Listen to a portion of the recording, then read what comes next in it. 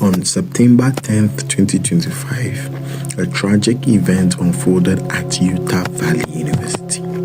Conservative commentator Charlie Kirk was shot while speaking to a crowd of students and supporters. What began as a lively campus event ended in shock, panic, and a national conversation that is still unfolding. At around 12:10 p.m. local time, Charlie Kirk was in the middle of a Q&A session during his American comeback tour. Witnesses say that while answering a question, a single gunshot rang out. Kirk was struck in the neck, collapsing on stage as chaos spread through the audience of nearly 3,000 people. Emergency responded and rushed him to the hospital, but he did not survive his injuries. Authorities confirmed his death later that day.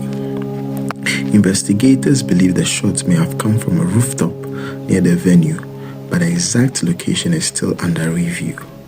At this time, no confirmed suspect has been publicly named, and the motive remains unclear.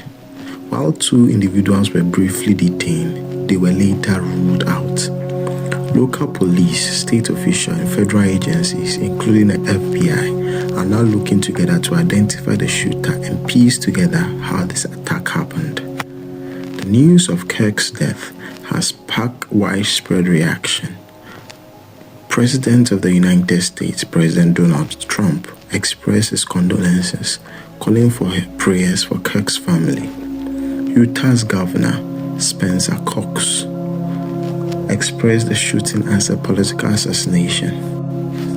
Leaders across the political spectrum have condemned the violence, urging Americans to reject hate and safeguard civil discourse. On campus, Utah Valley University suspended classes and held a moment of silence.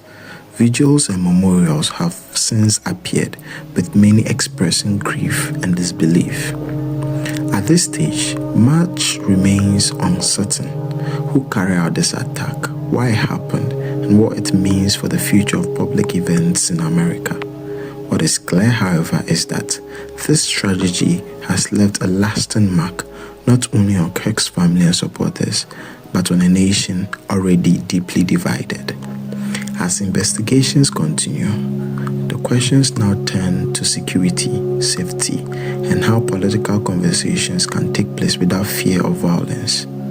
What are your thoughts on this tragedy, and how should the country move forward from here?